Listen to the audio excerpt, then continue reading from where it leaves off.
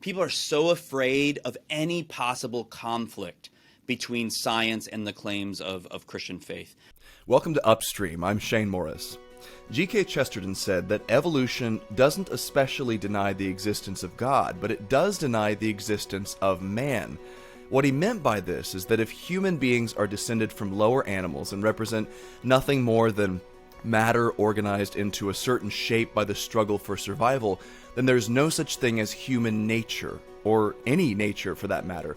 The difference between two people and the difference between either one of them and a chimpanzee is one of degree, not of kind. In other words, if Darwin was right, it means that we're just animals, and animals are nothing but self-replicating matter. Evolution, as Chesterton saw it, denies the soul. Even so, a lot of Christians try to reconcile Darwinian evolution with Scripture and with Christian theology. Maybe God used evolution, they say. Well, my guest today thinks that answer is just a little too simple, and I've invited him on to give us a crash course on exactly why. Dr. Logan Gage is an associate professor of philosophy at Franciscan University of Steubenville. He holds a PhD in philosophy from Baylor University and specializes in epistemology, that's the science of knowing, philosophy of religion, and the thought of Thomas Aquinas. He contributed to a book entitled God and Evolution, edited by Dr. J. Richards. His chapter is called, Can a Thomist Be a Darwinist? And that's what I want to talk about today on Upstream. Dr. Gage, welcome. It's great to have you on. Thanks for having me on, Shane. I appreciate it. Well, let's start off with the real basics here. What exactly is a Thomist, and what does that have to do with Christianity? Well, I mean, in general, right, Thomism refers to people who, Thomists are people who follow the philosophy and theology of St. Thomas Aquinas, the great, medieval thinker of the 13th century. Now, many Catholics are Thomists, of course, but so, as you know, are many, evangelical philosophers and theologians like the late Norm Geisler and folks at Southern Evangelical Seminary and others. So what's Thomas's contribution here? This is I'm imagining myself coming into this a number of years ago and hearing Thomas Aquinas, and I had a vague sense that this guy is a Catholic thinker. What's his link to Christian theology as a whole and to the past, so pre-Christian philosophy, and why does that matter so much for this debate? Yeah, so Thomas Aquinas, I mean, it's a little simplistic, but it's helpful still to think of him as sort of synthesizing the best of ancient philosophy, and in particular, the thought of Aristotle, much in the way that, say, Augustine did with Platonic ideas. There's this kind of beautiful synthesis of what they think is true by natural reason that many of the greatest ancients knew, trying to synthesize that with what we know to be true about Christian faith. And so Thomas comes along at just the right time. The texts of Aristotle were lost in the West for a very long time. And he comes along at just the right time when they're rediscovered, right, through the Arab Islamic philosophers. They're sort of reintroduced to the West, and people are wrestling with all these ideas. They seem very interesting, sometimes very strange, but also, a lot of novel contributions to metaphysics and so forth. And Thomas is in this phase of trying to figure out, do we have to throw all this out because Aristotle was a pagan thinker, or can these things really can many of the foundational claims from Aristotle, in particular his view of nature, can that be synthesized and harmonized with Christian theology? And it's a little simplistic to say that Thomas just sort of baptizes Aristotle. I think that's kind of a caricature sometimes people have in their mind. I don't think that would be fair. I think he's really trying to find the best overall view, combining what he takes to be Orthodox Christianity with whatever the best of the ancient world has to offer. And by the way, sometimes that's Plato and not Aristotle. Sometimes he's quoting Platonists, the Pseudo-Dionysius and so forth. But primarily he's known for this synthesis of Aristotelian ideas, especially his metaphysics and ethics and so forth, and Christian theology. And Aquinas was not averse to critiquing Aristotle. I mean, famously, That's right. The one that I think, the example that comes to mind is that Aristotle thought the universe was eternal. It just existed into eternity past, whereas Aquinas said, no, we know from Scripture that it's created. So he sort of illuminated Aristotle with divine revelation in that front. So he's not slavishly devoted to this ancient Greek philosopher. I think that's exactly right. And also, Aristotle doesn't have a very personal idea of God, and so, Thomas is bringing that to bear and all that we know through Revelation as well. So Thomas famously made 5 arguments for the existence of God. What were those 5 arguments briefly? And then let's focus in on the 5th one, because I think it's the most relevant for the discussion of evolution. Yeah, that's right. So in Thomas's five ways, we get these different arguments or demonstrations of God's existence. The first two arguments have to do with causality, one causality in general, and then the other one just kind of motion or change. And the basic idea there is that we need a sort of first cause, not first necessarily in time, but first in the sense of a primary cause that grounds all the other causes, a primary cause of things. The third way is what we call an argument from contingency. And it's just an argument from the everyday observation that the things around us, it seems like they could exist or not exist. And it seems like that chain can't go on forever, that everything is dependent. So there has to be something that's not dependent or necessary. The fourth way is super difficult. It's highly debated as to what the fourth way really means. But the gist of the idea is that there's levels of perfection in nature. And so there's got to be a sort of source and standard, an ultimate source or standard of all those degrees of perfection. And the fifth way, as you mentioned, that relates most to our topic today is a teleological argument, or an argument from the purposes and goals that we see in nature back to a source that governs all things. By giving them these orderly, goal-seeking natures, God governs all of the world. And so the fifth way is often referred to as a design argument, since it has to do with the order found in creation. And on the face of it, it bears some resemblance to modern design arguments. It sounds like you're differentiating the two a little bit. And I noticed in your chapter you did take issue with one of the critical characterizations of Thomas's fifth way as a design argument simpliciter. And the argument that comes to mind for many people is William Paley's watchmaker metaphor, where he talks about walking along a beach, or I think in the original version it's like a field in Scotland or something. But a heath, yes. right, a heath. So you're walking along some natural environment where you don't normally find machines, and you find a watch, right? And it's perfectly functional and ticking and all this. And his point is that you would never conclude that this watch is the result of natural processes, time, chance, wind, operating on granite and iron ore and whatnot. And then he applies that to living things and says, well, the same thing must be true of the living world around us, because it's too complicated to have come together by these natural processes. And that's so Paley's taking us way back into the pre-Enlightenment era, and he's making this argument in a way that's suited for his time. But you differentiate the two. Walk us through briefly why the argument that Thomas makes is a little bit different from the one that Paley makes. Yeah, it's a good question. So a lot of times Thomists, are very critical of Paley's argument, and they want to throw it under the bus, and they want to say that Thomas's fifth way is just so different. They have nothing in common and so forth. Now, I think they have much more in common than most people think. And I don't think these people have read Paley very carefully, to be quite honest. I don't think they're being very charitable to him. Might be that, I don't know, he's a Protestant and most of the Thomists are Catholics and they don't like that or something. And we do that same thing, though. We have this guy, Ulrich Zwingli, who we Reformed guys like to beat up on, but we never read him, because when you actually read him, he's not as Zwinglian as you think he is. So the same thing he doesn't fit the caricature so well. Yeah. Right. Yeah, so I think these two arguments have much more in common than people think. They both argue, obviously, to a wise and intelligent being. That's the source of creation. They both have to do with the orderly nature of creation that speaks an intelligent arrangement. But I do agree, I'll throw these guys a bone. I mean, I do agree with the Thomistic critics of design arguments that there are some significant differences between these two. I just don't think I certainly think the differences don't make them incompatible in any way. That's what I would want to maintain. So, for instance, as differences, I mean, modern ID arguments and tend to start, and as did Paley's, tended to start with particular scientific discoveries and then argue to a designing intelligence. And obviously, the fifth way isn't talking about any one scientific discovery. Similarly, or rather another contrast here might be that ID arguments are often more focused on the sort of structure of things rather than their behavior, right? Their sort of orderly, natural behavior, which is, I take it, what Thomas's fifth way is mostly focused on. So, for instance, modern design arguments often point to the complexity and specificity of things like the digital code found in DNA and so forth. And so there are some differences, but I don't think they're quite as far apart as I think the differences are much exaggerated.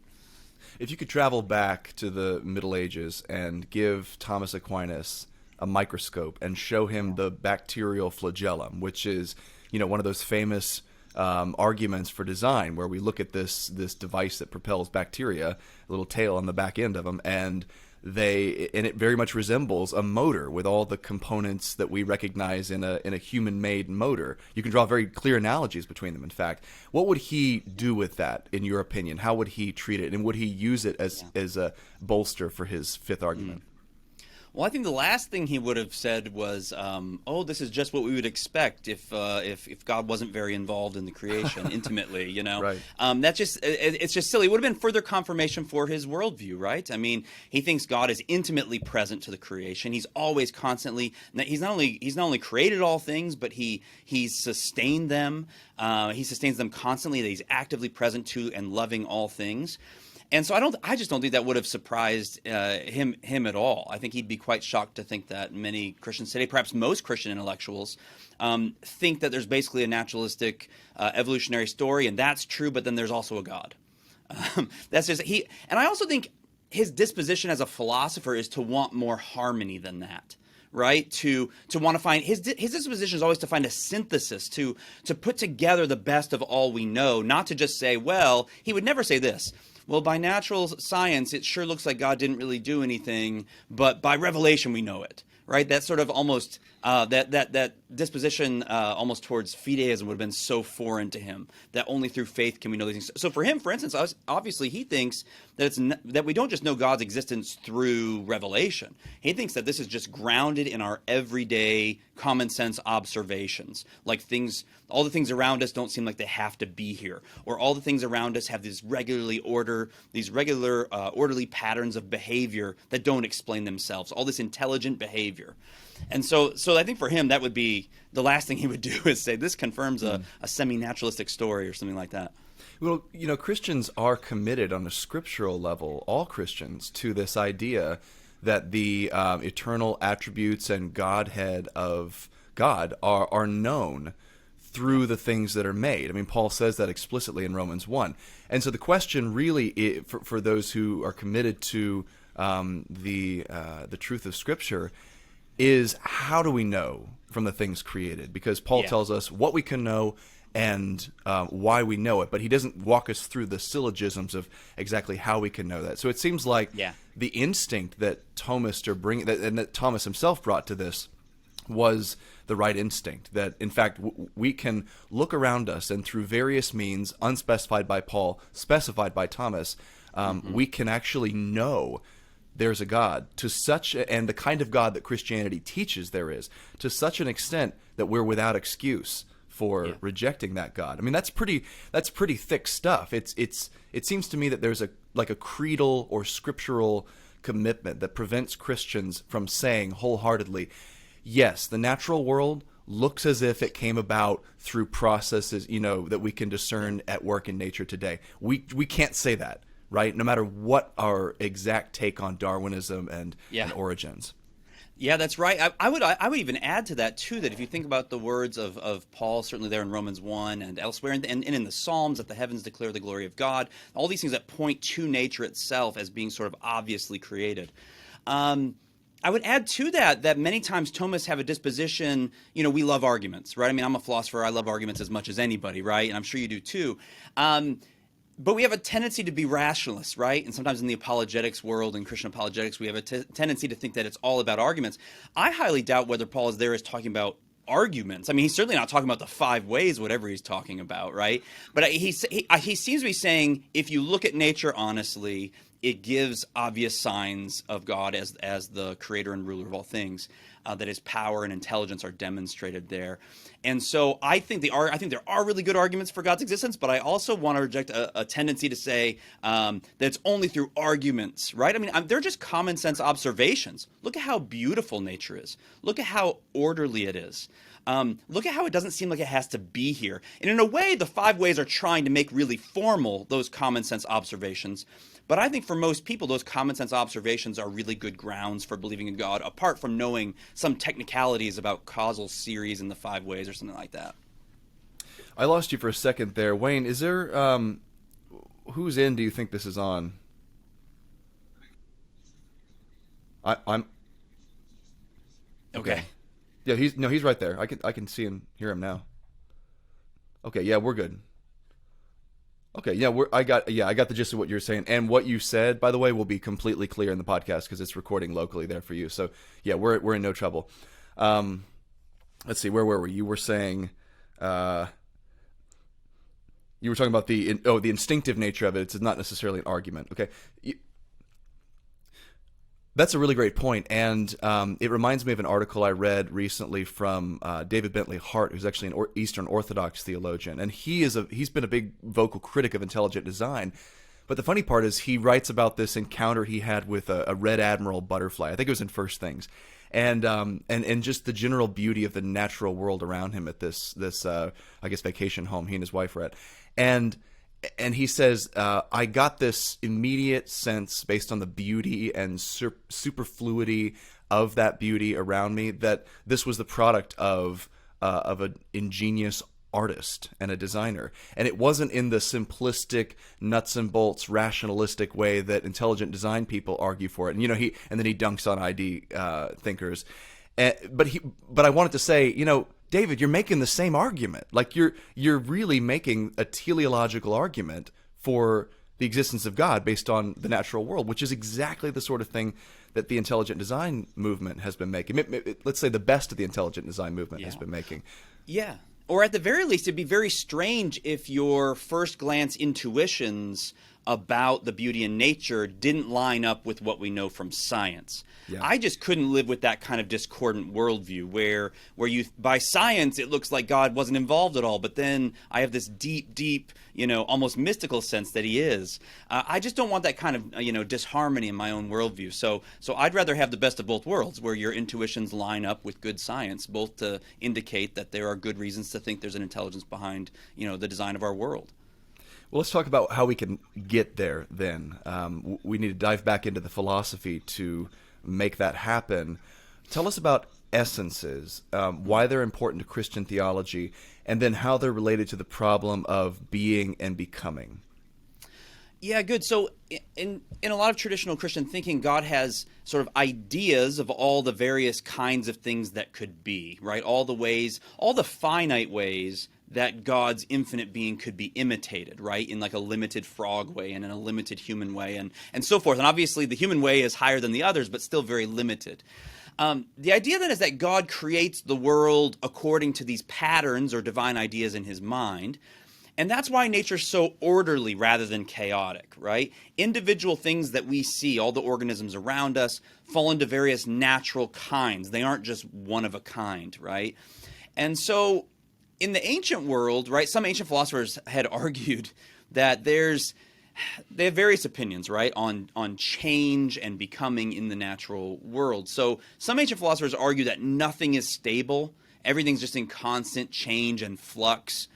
Others argued that despite all appearances, there really is no change. There cannot, in fact, be any change. That's where we get these weird Zeno's paradoxes, right, about how you can't really move, even though it sure looks like we can move. But like you can run half the race and then half the race and half the race, but you'll never get to the finish line, right? But you can never finish one, and yet we know many people have finished the Boston Marathon, right? Right. Now, Plato tries to solve this kind of problem of his predecessors, these pre-Socratic philosophers. He tries to solve the paradox here and say, well, there's really two worlds out there. Our world must be constantly changing, but there's another world out there, an unchanging world of the forms, the Platonic heaven, as we affectionately call it. Aristotle, I think, has a much better solution here. Aristotle solves this problem by claiming that natural things have a certain sort of stability given by their form or their soul that can persist through certain kinds of changes. And that's why you're the same person, Shane, even if you dye your hair purple, right? You're the same person, that your substance can persist through various accidental changes. Even though my whole body replaces itself at a cellular level every decade 10 years or something. Right. Yeah. I'm the same guy.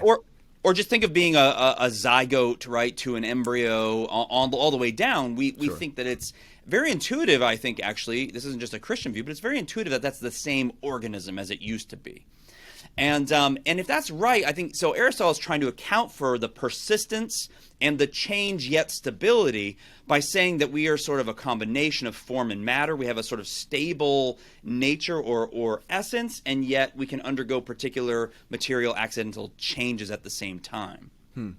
And we can say the same thing about the problem of identifying universals in the particular. So the example, I think it's dogs you give, maybe another kind of animal, frogs or whatever. But you can look at a series of dogs, right, at one of these breeding shows or something, and say those are all dogs. Well, what is it that enables you to say those are all dogs? Is it just that you've arbitrarily grouped them together based on certain accidental similarities, instead of grouping a beaver or a goat in there? Or is it that there is such a thing as a dog? Are dogs real? And is there a uniting, form or essence that all dogs share? That question goes into the same issue of, am I the same person that I was 20 years ago? And but this has massive implications for how we understand biological evolution. So talk to us about that. Yeah, no, good. That's exactly the question. There's always been this debate between people that think that only individuals really exist versus people that think, well, no, there's something about individuals where they participate in a kind, some sort of shared essence. Now, Darwinian theory, it's very hard anyway to see on Darwinian theory how there could be these real natural kinds or essences rather than just particular individuals. On Darwin's theory, if you think about it, everything is capable of becoming any other thing through the generations. Just given enough time and enough accidents, you can basically change anything into anything else. That, of course, made a lot of sense in Darwin's day, too, because these were just like, he doesn't know anything about the cell. He doesn't know anything about DNA. He doesn't know how any of this works. It's just there are these little blobs of protoplasm or jello, and they can kind of glom onto each other in different patterns. And so it just seems like everything can be easily rearranged given enough, time and the right environment. But I take it that on the heart of that theory, there's no essential nature to things. They're all malleable and changeable. They all simply differ from each other, importantly by degree, not really fundamentally by kind.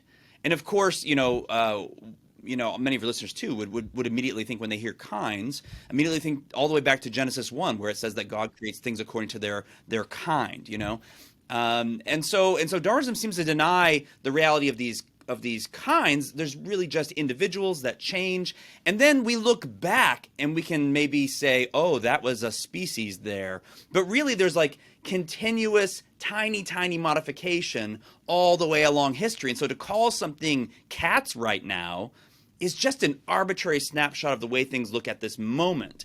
It's not really a real feature of our world that there are cats and they're different from dogs. I wasn't really aware of the fact, based on thinking back in my reading of Darwin, that he was so conscious of the implications of his theory for philosophy. But he very much was, and you quote a key passage from Origin of Species in your chapter in God and Evolution. I just want to read this section because it's monumental, and you say it should make any Thomist shudder. Darwin writes, I look at the term species as one arbitrarily given for the sake of convenience to a set of individuals closely resembling each other, and that it does not essentially differ from the term variety, which is given to less distinct and more fluctuating forms. The term variety, again, in comparison with mere individual differences, is applied arbitrarily for convenience's sake. And you explain this in terms of cat kind, where you look at a cat and you say, we call a cat because the term is convenient. It's easy for us to sort animals that way, but there's nothing essential about catness that makes that actually a real thing. That's just a snapshot in a long and homogeneous continuum of evolution from a cat's remote ancestors to a cat's remote future, where it could be something completely different, say, a sentient, rational being. And the same thing is true, inevitably, Darwin draws this conclusion, and Darwinists rightly do, based on his theory, with humans, that we are therefore on that undifferentiated continuum where you could go back to our remote tree-dwelling ancestors and then stretch forward into the future into whatever we're going to become then. And there's nothing special or essential about the thing we are right now, at least according to orthodox materialist thinking Darwinism. Yeah, absolutely. And the thing that they don't say, very often is that, of course, we're not the end of evolution either. Right. It's obviously on their view, it should obviously still be continuing. We're not the pinnacle of anything here. So Darwin's quote there that you read it's just a clear statement of what we referred to earlier, right? Nominalism. This idea that only individuals are real. There's no sort of species or kind that in any sense has purchase on reality. The mind just groups things not totally arbitrarily, but the best we can say is that cats are just similarly shaped objects. And we call them cats out of convenience. They don't really share a nature intrinsically. They're not literally the same kind of thing. And if there aren't any natures, it just seems to me that we can't make sense of so many things, right? Like human nature, ethics, we can get more into that. But in theology, note that we'd have big trouble too, right? I mean, if Christ is supposed to have two natures and there aren't any natures, how do we make sense of any of this, from a Christian perspective? You mentioned ethics a second ago, and you go into this briefly in your chapter. Talk to us about the implications for ethics. What is the idea that humans lack in essence have to do with right and wrong? Yeah, so if there aren't any fixed natures, then there's no fixed human nature. And we could still talk about human nature. I mean, if you read evolutionary psychologists and so forth, they're always talking about human nature. But all they really mean is that there's a kind of descriptively, there's a way we are on average right now. They don't mean that we have a true nature in the sense of a kind of normative, we might say a normative nature, by that we mean a way we should be or a way we ought to be. They just think there's a way we currently are and we could be different ways, and neither one's better nor worse than the other. If we get rid of nature, there's just the way we are. There's no ideal, there's no way we're supposed to be. So in other words, there's no proper or improper functioning of human beings. So on the Aristotelian and Thomistic view, the reason that we can rightly judge things to be good or bad or to be well-functioning or defective is really because of their nature, because of the kind of thing they are. They're either living up to their nature or they're failing to live up to their nature, right? So the classic example is just a knife, that a knife by nature is supposed to be a cutting tool. And so if you run across a dull knife, it's obviously not able to fulfill its function. So you could say it's a bad knife, right? I mean, it'd be weird if you were in the kitchen making food with friends and you said, "Oh, this is a terrible knife," and they're like, "Well, how dare you judge that knife? What rational basis? What rational basis do you have for that? That's just arbitrary talk." I think they would immediately agree with you because they can see that the knife's not living up to what it's supposed to be. So similarly with humans, if there's a real human nature in us determining what kind of thing we are and therefore what our sort of proper ends and goals are and what our proper functioning would be like, well then, right, we can see that we ought to avoid things that harm our kind of creature, and we need to sort of advocate, and to be a good human being, you're going to be a proponent of things that help us, things that add to community, add to good things like knowledge and and play and friendship and those kinds of goods. So, I mean, obviously across cultures, lying, stealing, and adultery have been seen to be wrong. Why? Well, because they so obviously cut against our nature, cut against our proper functioning. But if there really is no nature and we're all just different, maybe it's just different strokes for different folks, right? Because we're not literally the same kind of thing. So I would say just one more thing, that Christians, there are two reasons this is really important for Christians, this notion of ethics grounded in our nature. I think it's because if ethics is grounded in nature, then we can actually know it through reason and not only through revelation. We might know, by the way, a lot more about it through revelation, right? But we can at least know some basic ethical truths through reason. So we have a lot to say to our culture. We have a lot to say to our secular friends who disagree with us. We can just reason. We can reason about a lot of basic ethics. The other thing is we can also see that God's commands aren't arbitrary. I mean, God's commands add really good reasons for you to be a good human being, but they aren't arbitrary. It's not as though God could have made absolutely anything right or wrong. He's dealing with the nature that he's given us, and he's telling us almost like a blueprint. Here's how you should behave if you want it to go well for you, right? Yeah. When you discuss this with a committed materialist, Darwinist, you usually run up against this is-ought fallacy, where they'll tend to conflate things that are with things that should be. So the ethical normative statements about human beings and about our behavior arise from, or extrapolations from, our natural history. So we just happen to think that murder is wrong because in some imaginary telling of the Darwinian story, we evolved in such a way that we had a herd instinct that tells us that we shouldn't murder because it's bad for the survival of our species. And the question I always ask in return is, well, what if it had evolved differently? What if we were a species like lions or the other big cats, where it is actually quite normal for for a male to kill the offspring of another male in order to bring the the lioness into heat again, so he can mate with her and sire his offspring. What if we had evolved along those lines? Because that's what lions do to survive. And things usually get pretty quiet at that point because it's one thing to say with the ethical norms that we have, I like them and they evolved, and that's really easy for them to say. It's right. quite another thing to say, what if they were different? What if we had evolved differently? And what if, since we're on that continuum, we could theoretically evolve a new set of norms in the future? Yeah. I mean, the best I've gotten is this admission that, well, I think it's right because that's the way I've evolved. But if it evolved differently in the future so that killing the offspring of rival males was okay, then we would see it that way and it would be okay. I mean, you can right away see what the point of what you're saying there, that it undermines the entire framework of ought. It just doesn't exist on a Darwinian account. Yeah, and just like Darwin was surprisingly explicit about his nominalistic metaphysics there, he's also surprisingly explicit about this very point, right? I mean, Darwin says in The Descent of Man that if we had evolved like honeybees did, so if evolution had taken this accidental turn rather than that accidental turn, he says we'd think nothing of killing our siblings and so forth. So Darwin's totally explicit on this point that the evolutionary path is not being guided or constrained by anything more than what happens to work in the given moment. And so our ethical codes have evolved and so forth. And if you read the evolutionary psychologists who try to deal with this, I'm thinking of like E.O. Wilson at Harvard and others, they just don't have that much to say about it. They act like, so they'll describe how, well, human beings are innately aggressive and so forth. But then they act like we should fight that. But then when they say, well, human beings also have this good feature, then they're like, well, we should keep that. But they're just arbitrarily choosing what we should keep and what we should fight about our nature, precisely because they don't have, again, a normative view of our nature, of what we should be or ought to be. All they have is a descriptive view that on average we behave this or that way.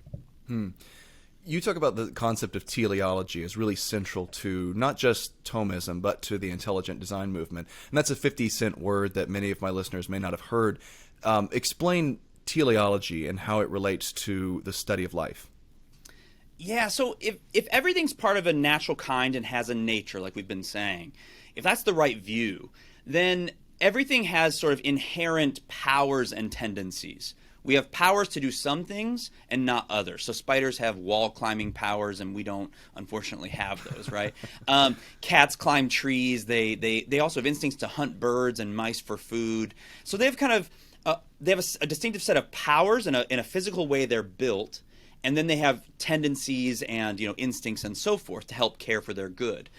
So telos here is just the Greek word for the end or goal or purpose or function of something. It's sort of whatever it's properly aimed at or oriented toward by its nature. So teleology just refers to the ends, goals, purposes, functions that we see in all natural things. And that's very often how we identify different species, right? We see them behaving in different ways and so forth. So cats display teleology towards certain ends.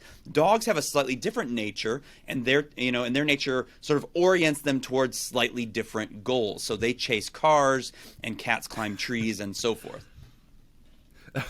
When God created dogness, one of his chief ends was to get them to chase cars and then have no idea what to do with the car when they caught them. Exactly. They catch it and have no idea what to do. Yeah. Okay, this relates to transformism, as you call it in the Darwinian paradigm, where you've got this continuum cross life from the very first cell to us, where there's not really any identifiable points in there. And you talked a moment ago about how that really clashes with the Thomistic idea of essences. But couldn't we sort of jury rig the system so that essences transform into one another, where you've got whatever the precursor for all canids was diverges into dogs and other dog-like creatures, And then in the future, they're going to diverge into other things, but you've got essences along the way. What's the problem with that? Yeah, so my worry with that sort of view, because again, transformism here is just an old-fashioned term for the claim that organisms can gradually transform into other sorts of organisms through the generations, right? As Darwin's theory claims. My worry with that is, again, when does one thing become another species? Is that an arbitrary division of our minds, as Darwin is very clear that he thinks? Or are there real divisions? Are there real joints in nature, that nature really is disjointed? Aquinas' metaphysics in ethics is so dependent on this notion of real, knowable, identifiable natures. So to say that all differences in nature are only a matter of degree, and then we arbitrarily call one cats and the other one dogs, that's just not, first of all, that's to defy common sense. I mean, I think genuinely we're just built to identify those different kinds of things, their different forms. But it also destroys, I think, Aristotelian and Thomistic metaphysics, because to say that everything around us simply differs in its accidents rather than in its essential nature, in these accidents that just could be otherwise, that seems like what they're saying here is that if you have enough accidental changes, you get like a change in the kind of thing it is. That sounds to me like just a denial that there are fixed natures, because anything can potentially be anything else by just changing some accidental properties. So why not, in my view, why not just abandon the notion of form and essence? Why not just see the world as the scientific? If you're going to go that route, I just think be a scientific, view the world like a scientific materialist. There's nothing but a bunch of, matter moving around, atoms glomming onto other atoms and making interesting patterns over time, but there's no real fixed nature here. So that defies everyday observation about stable natures, and it certainly undermines the claim of traditional metaphysics. If everything gradually morphs into everything else, then what we call species, or the natural kind, is, as we said earlier, just an arbitrary snapshot of what it looks like right now. But if we were thinking historically, we'd see that it all just blends into everything else, and all we mean by cats is this little slice on a gradual continuum. There's no essence to what it really is to be a cat. It's really common to hear the debate oversimplified here, where you'll encounter someone often of an intellectual bent who will say that, Christians have always recognized that God works through secondary causes, meaning he doesn't do things directly and miraculously all the time. He does them through creation. And, Augustine observed that the Bible is not a science textbook. And so we can just adopt Darwinism wholeheartedly and say that was how God did it. What's the actual theological price tag on making that sort of move? Is it even possible? Ooh, that's a great question. Those are the two main platitudes, aren't they? I mean, Augustine said that the Bible's not a science textbook, as though no one knew that. Well, you always get people saying, the church fathers were totally okay with evolution, like Augustine and Augustine and Augustine. And when you ask them to cite the passage, they're always like, there was this one thing he said about maybe God created the world in one instant instead of 6 days or whatever, but it's not, we never get many specifics on exactly what he said and why he would have been okay with Darwinian evolution. Yeah, no, that's exactly right. And of course, Augustine talks about these seminal reasons that maybe God implants reasons that sort of unfold over time.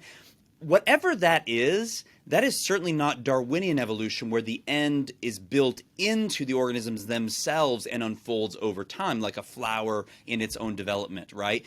Whatever that is, that it could be some kind of evolution, but it's definitely not Darwinian evolution. And my plea for Christians is, well, if that's your view, just be clear about it. You're an evolutionist, but you're not a Darwinian.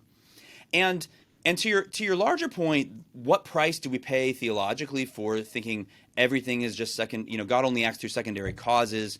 He doesn't really ever primarily directly act in creation. Well, I think the price we pay for that is that we become deists, right? And then if you want to say, well, I'm not a deist, I believe in the virgin birth, well, then it looks totally arbitrary, right? If God is never doing anything in creation except for a random miracle here or there, it just, again, feels like a very disjointed worldview to me.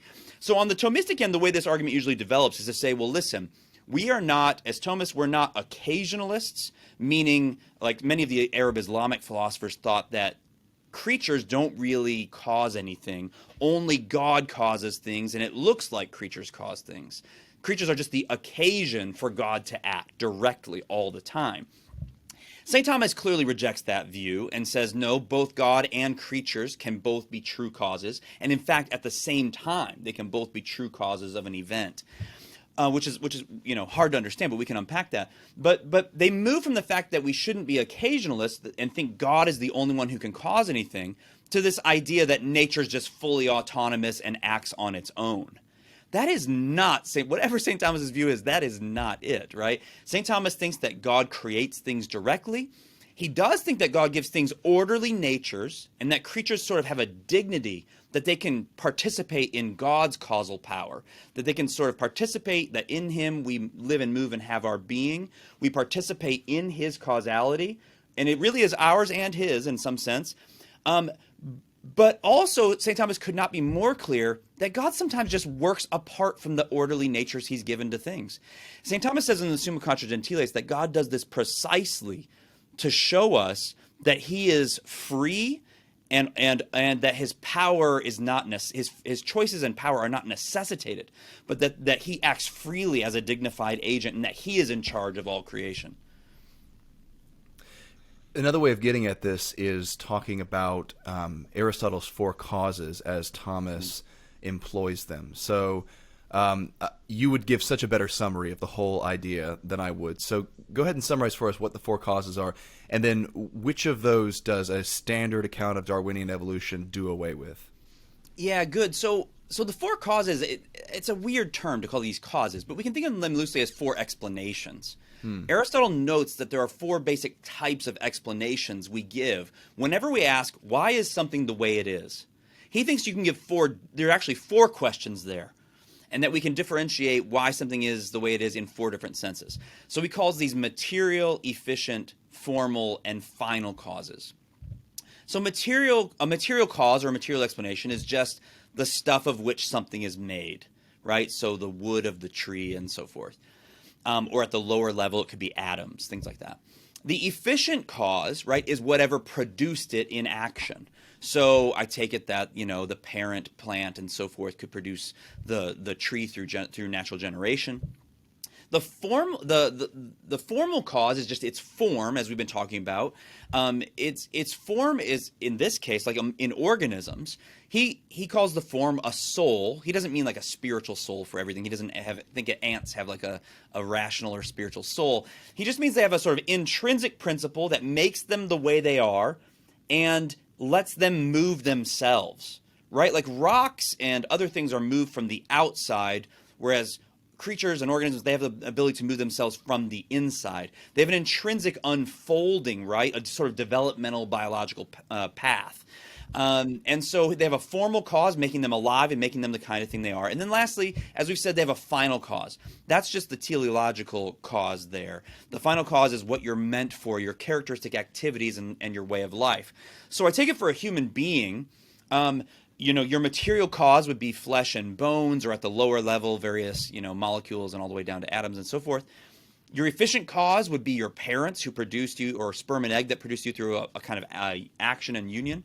The formal cause would be the human rational soul. And then the final cause for Aristotle would be to live a good rational life. Like reason is what makes us distinctive, so we ought to live a good rational life. Thomas would, of course, add that we also have a supernatural end there of knowing and loving God and enjoying him forever. So Darwinism, like most of modern thought, Darwinism isn't unique in this, but most of modern thought tends to deny the last two. The idea that there are forms and purposes, that there's sort of a plan and purpose in creation. Rather, everything is just sort of dumb matter. It has no real essence or goal or purpose. And it's just a bunch of simple things glomming onto each other, making different shapes over time. There's not really a way it's supposed to be. It doesn't have a fixed nature, let alone purposes and goals. It's not really for anything. We've been doing a promotion for Carl Trueman's new book, The Rise and Triumph of the Modern Self, at the Colson Center. And I just enjoyed that book tremendously. But one of the points he makes, he actually points to Darwin as a key player in the development of the modern self that led to the sexual revolution and the transgender movement.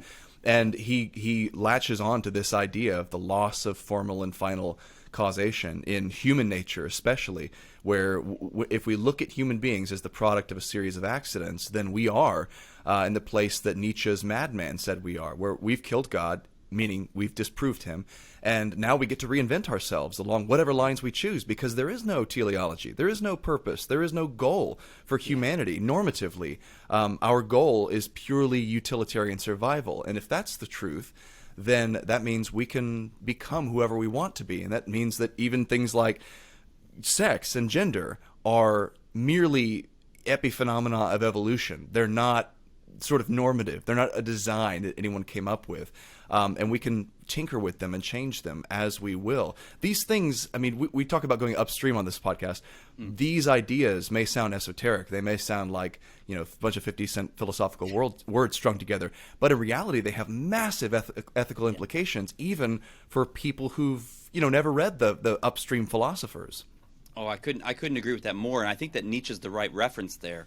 So think about it. We enter this Enlightenment period, and we're told that we don't really need God to do as much anymore, and eventually we don't need God to do anything on into the 19th century.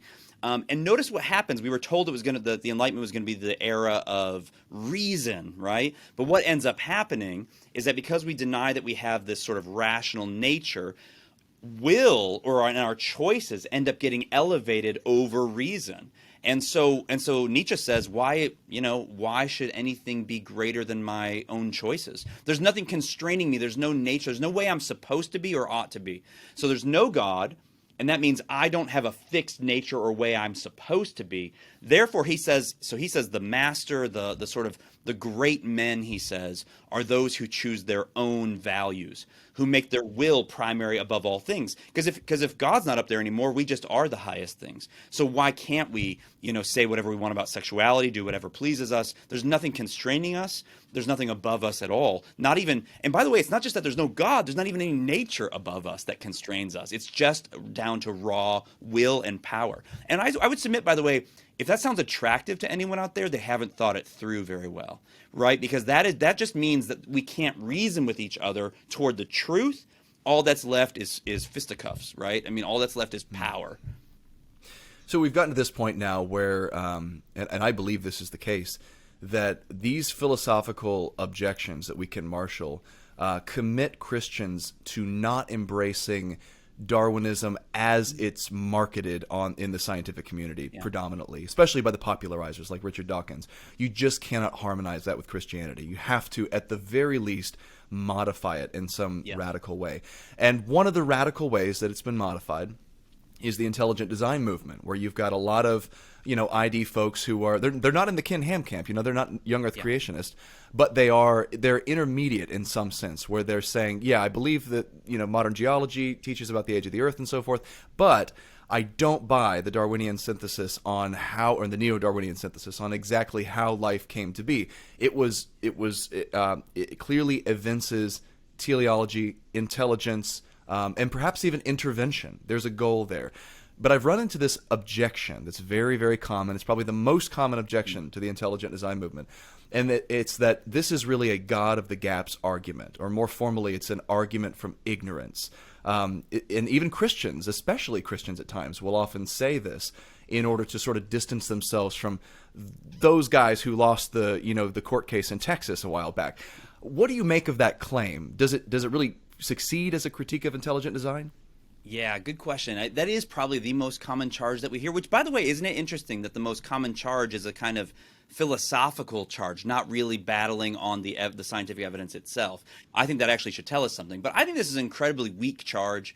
It simply just isn't how ID arguments work, right? ID arguments, whether you think they're successful or not, doesn't really matter. They're made by serious scientists and serious philosophers of science who really do understand the logic of arguments. So ID theorists do often critique Darwinian theory and the power of the selection mutation mechanism, but they don't simply then conclude, so there must be a designer, right? Darwin doesn't work, there must be a designer. That isn't how their arguments work. Rather, they consistently argue not only from the failure of Darwinian theory, but from the presence of hallmarks of intelligent design, that there's positive evidence there.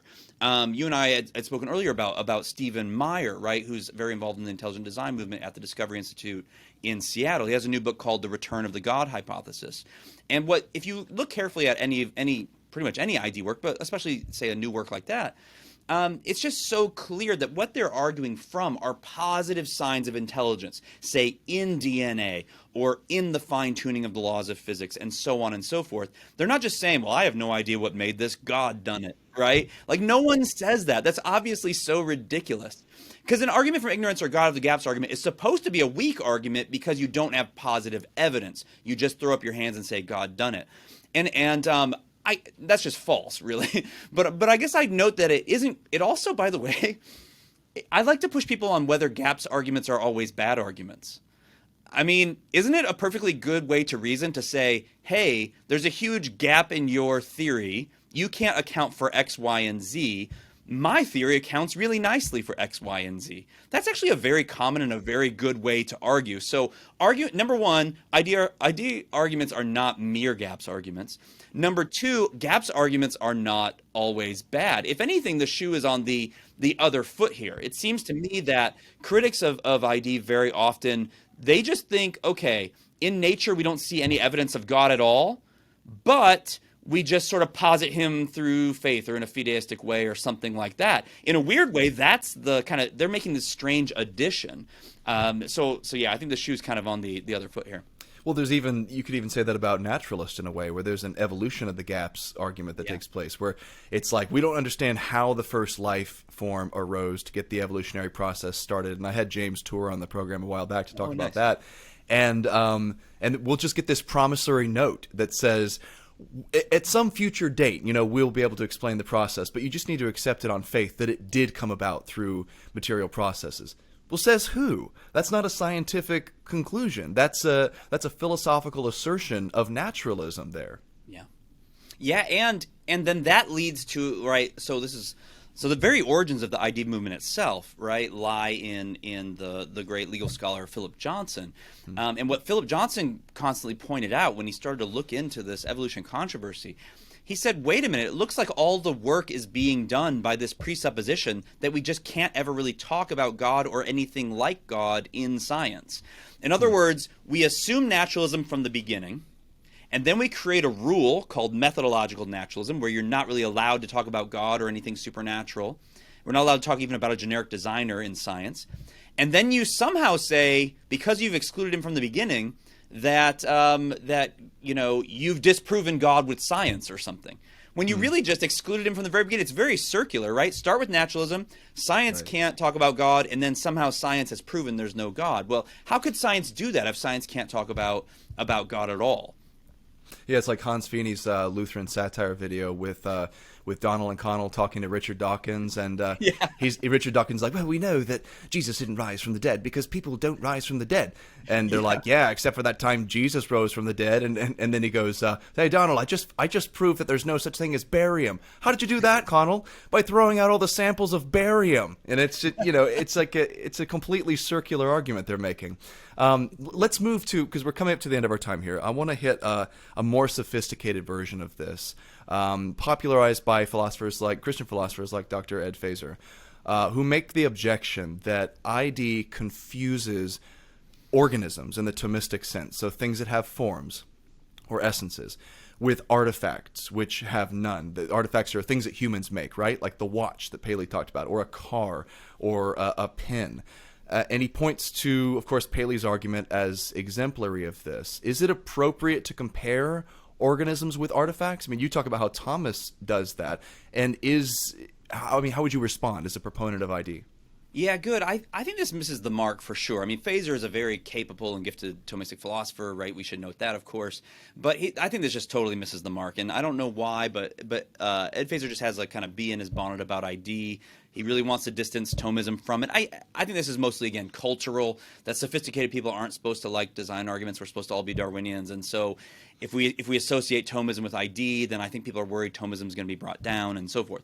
Now, his worry seems to be, if we try to parse it out, that Paley and ID conceptualize God on the model of a human tinkerer and hence we anthropomorphize God, right? We make God sort of an artificer rather than the sort of ground of all being and the general creator of natures or something like that. But of course, first of all, ID theorists just don't do anything like that. They aren't making any grand claims about metaphysics. I don't know why he would say this. I do think he kind of just misunderstands Paley and ID here.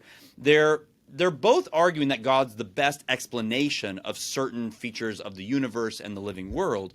But that doesn't tell us at all how God created, or the mode or the manner via tinkering or an evolutionary process or anything else. I mean, the fundamental claim of ID is that we can know from nature that there was an intelligence involved in this process. The claim isn't that we know exactly how it happened or that God made every living individual thing, separately and so forth. That's just not ID arguments. So in regards to the anthropomorphic charge, I think Fazer objects that I think he objects to people like us that we talk about God as a designer, and maybe in his mind that implies God's sort of this artificer who's tinkering around with things. He argues that God, doesn't design things; he just creates their general nature, and that again sounds like God just kind of creates in general and then lets it go. But I can't figure out why he can't do both. Why can't God create natures and also sometimes specifically be involved in the world? His great hero, as you said, Thomas Aquinas, says that God's the supreme artist, and in fact says that God, that all things are like artifacts of the divine mind. So Aquinas isn't as much of an Aristotelian, I think, as Fazer is. Aquinas wasn't worried about blurring the distinction between nature and art. So for Aristotle, right, there was a kind of division. Nature has a kind of intrinsic principle by which it changes and is what it is. Things that we make, artificial things, we just kind of staple things together from the outside, or hammer and nails together, right? We sort of put things together like my kids do in my garage. And so my kids don't really create a thing with a nature. It's true that there's a division. You can tell because those things don't heal themselves, they don't reproduce, they don't do any of that. They just break down after a while. That's right. But for Thomas, God does both. I mean, he's the ground of all being. He specifically creates the natures of things. And they naturally generate things after their kind. But then God is very often also specifically involved in the natural world directly and primarily, as he says, to show that he's not constrained by creation, but that he's authoritative over it. So I think Fazer, like many Thomists, is just bothered by the claim of some ID theorists that God's active in the creative world, that God doesn't always and everywhere only work through natural processes. But Aquinas is just not worried about that. So whatever is the merit of any of these accusations against ID, I mean, I certainly don't think very highly of that kind of accusation. It just looks to me like a Thomist trying to be more Thomistic than Thomas. I'm sure you deal with this, right, with Calvinists trying to be more Calvinist than John Calvin and so forth. Man, yes. There's those that happens everywhere, and I think this is a great example of that. But it never ceases to amaze me that the charges primarily are not that Michael Behe got some math wrong somewhere. The charges are not that Robin Collins is wrong about, the weak nuclear force being fine-tuned. The charge is not that Steve Meyer doesn't even understand how DNA works. The charge is always some weird theological, kind of abstract, theological or philosophical charge like this. And I think that should tell us a whole lot about this debate. The ID arguments are not being engaged at the primary level of evidence. They're being engaged by these like meta-philosophical critiques. And it turns out I just think the philosophical critiques are extremely weak. If there's a problem with ID, it's going to be at the level of argument itself. Sometimes it's even an aesthetic critique, if anything. I saw a very sharp observation on Twitter a while back by a theistic evolutionist who said, look, I buy the theistic evolutionary view. However, I'm also persuaded that a lot of theistic evolutionists are motivated primarily by the desire to minimize miracles in history, to limit God to one big miracle at the beginning, because number one, they're probably embarrassed to admit that they believe in an interventionist God. And number two, because they have this sense of aesthetics where it would be somehow more elegant for God to just front load the whole thing and then for it to unfold over time. But even then, they're not being entirely honest, because in saying, well, that's just evolution as Darwin taught it. No, it's not. God planting a giant seed with the teleology of all creatures in it, and that gradually unfolding over millions of years, is not Darwinian evolution. It's emphatically the opposite. That's exactly right. Yeah, so there's two things there. One is people are so afraid of any possible conflict between science and the claims of Christian faith. And I understand that because we've been fed this naturalistic narrative about how Christianity's always been against science, and the Catholic Church persecutes Galileo and blah, blah, blah. And almost everything we know there is not true. And by the way, was invented in the late 19th century. It's not even very recent stories. The flat earth myth, the Galileo was tortured, Voltaire says this, and so on and so forth. It's all false. But we have what I call a Galileo complex, right? That we're just so afraid that, oh no, because we did this bad thing to Galileo, which by the way we didn't really, do. The stories are just way more complicated than that. We're just so afraid of any engagement, and I guess here's what I worry about, that in that regard, we don't have the courage of our convictions, that the Christian worldview is really true, and that it can actually live up to modern science. We're so afraid that we could possibly find something in science. We don't want there to be anything that we could find in science that would count against God. I'm willing to put my chips on the table. I think either Christian theism is true or it's not, and I'm really convinced that it is, and I'm convinced that we have the better of the evidence, and I'm willing to wager that in the future, I'm willing for there to be conflict, because I think that we can win it at the evidential level. So I think there's a lack of courage and conviction here. And so what we do is we seek to put science and faith in these hermetically sealed boxes so they can't even possibly conflict, so that then we can never lose. And then to your aesthetic point, I actually feel some sympathy for that view, right? That wouldn't it just be beautiful if God created this system and then it just all unfolded? But like you said, number one, that's just not Darwinism. That's a version of intelligent design. Number two, as Christians, we're committed to all kinds of so-called interventions by God, right? We're committed to all kinds of miracles. The foundation of our faith is the resurrection. We had a donkey talk one time. I think the whole aesthetic thing has kind of gone out the window at this point.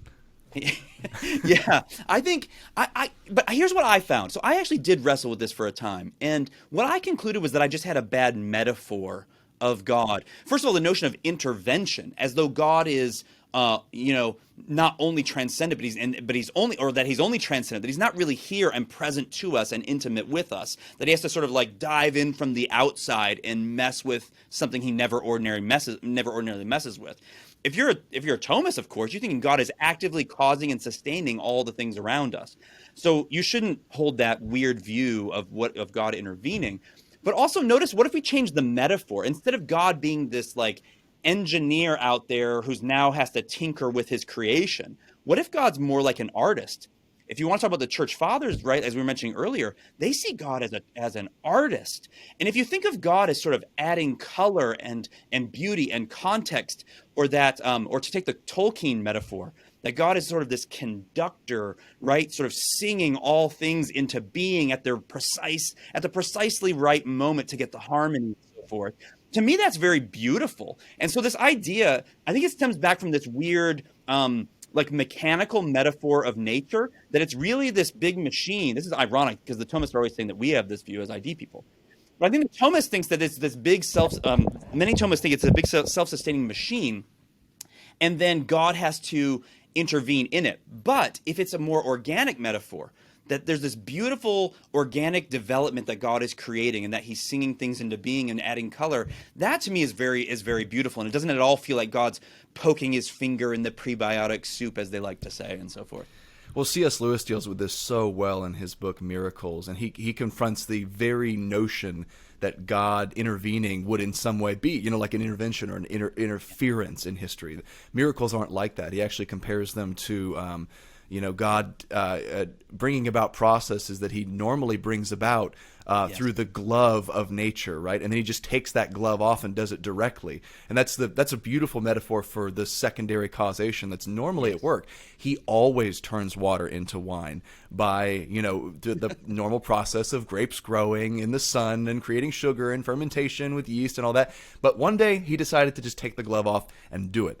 And Lewis explains miracles of I think he calls them miracles of the first creation that way. And then he has another category for miracles of the new creation, which are things like Christ's resurrection, where as N.T. Wright says, the future comes back into the past and just sort of colonizes our our world with the kind of world that will one day exist. So, yeah, there are a lot of far more beautiful and complicated ways of looking at this than that simple aesthetic instinct that we're talking about.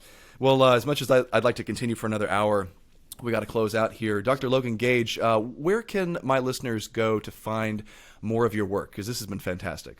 Yeah, sure. So my site is at franciscan.edu. I keep all my philosophical work and other work on philpapers.org. If you look for Logan Gage Phil Papers, you'll see stuff there. Well, folks, my guest today has been Dr. Logan Gage, Associate Professor of Philosophy at Franciscan University of Steubenville, and author of a chapter in God and Evolution, edited by Dr. Jay Richards. I hope you will check that book out, as well as the rest of Dr. Gage's work. Thank you so much for joining me today on Upstream, Dr. Gage. It's been a real illuminating discussion.